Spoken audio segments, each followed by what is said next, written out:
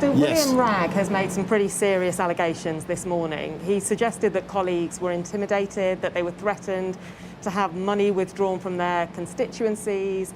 He says it's blackmail and that they should report it to the police. And he's also talked about officials briefing embarrassing stories to the press.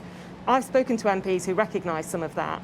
Are those tactics being used to try to stop MPs speaking out against you? I've seen no evidence, heard no evidence to support any of those allegations, Anushka, and what I'm focused on is what we're doing to deal with the number one priority of the British people, which is coming through COVID, and we've made enormous progress thanks to the vaccine rollout, fastest in Europe. The booster campaign has enabled us to open up. We're moving back to status quo ante, back to Plan A, opening up our economy. We've got the most open economy in society in Europe, fastest growth in the G7 as a result of that booster campaign. But we have this huge issue we have to deal with, which is the number of people who sadly did not come forward for scans or screens during COVID. We've got to fix those backlogs. That's why I'm here today at this fantastic diagnostic centre. I mean, I'm telling you that I'm hearing evidence from MPs. Will you look for that evidence? Of course, but what we're focused on is what we can do to clear the COVID backlogs, and I just must stress how vital that is, Anushka. We're putting money into the NHS, and that's crucial. We're supporting our amazing doctors and nurses who've kept us going throughout the pandemic. There are 44,000 more healthcare professionals now in the NHS than there were in 2020. That's a great thing. But the waiting list, they're tired and they're stressed. And what we've got to do is make life easier for them by by ensuring we have diagnostics done as fast as possible on sites like this. And that's what we're doing. So you will look for evidence. One of your colleagues told me that you're in a bullish mood, and you certainly sound more confident. You're clearly focused very much on COVID. Your aides tell us that if there is a leadership contest, you'd fight it. Are they right? Anushka, I admire your journalism, but I just got to tell you, I'm focused on what I think is the number one issue for the British people, and it is clearing the COVID backlogs, but also looking at what we can do with new techniques. And so diagnostics is so much part of the delay. If you need treatment, if you're worried about cancer, you need to get a screen or a scan. And what is happening is too often people are simply being delayed because they can't get it in time.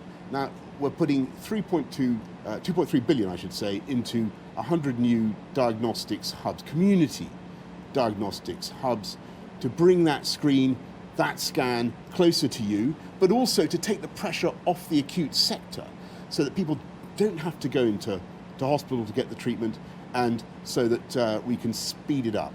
If you look at the waiting lists, and we are looking absolutely ruthlessly at these waiting lists, 80% of the delay is caused by either waiting to see a specialist, a consultant, or waiting for diagnostics. The rest is waiting for a procedure like a hip or a heart operation or whatever. But so if you can speed up diagnostics, making use of community diagnostics hubs that we're investing in around the country, you can make we hope will make a huge difference. The problem is that I do understand what you want to focus on, but the questions about leadership are really important and people want answers. You've said quite clearly that we should wait until Sue Gray reports. Can I just get from you a guarantee that if she points the finger at you, that you will take action, that you would resign, and if she points fingers at others, that you would, as Sajid Javid suggested this morning, take action against them? Anushka, I just want to repeat what I've said.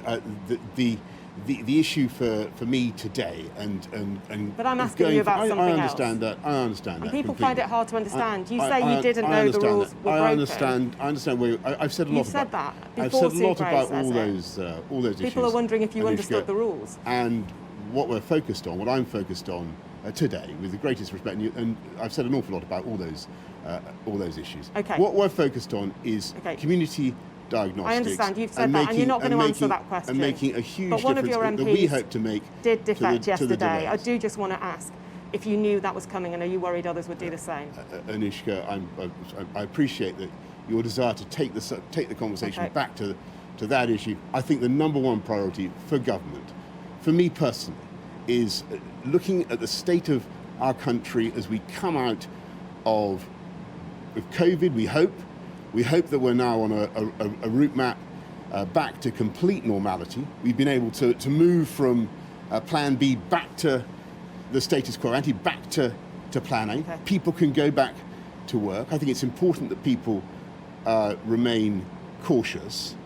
But what we need to do above all now is look at the landscape, the health landscape post-COVID, and do everything in our power to get people the treatment they need. And the message I want to get over to people is, if you haven't had a screen, you haven't had a scan, you've been delayed or put off because of COVID, then now is the time. Okay. Thank you very much. Can I ask Thank you about you. Ukraine, Thank Prime you. Minister? Yes, Ukraine, I'll do Ukraine. Yes, come on. 4 questions Come on. leadership, Yeah. 4 answers on COVID, 1 on Come Ukraine, on. please. Yes. President Biden has said Russia is likely to move in.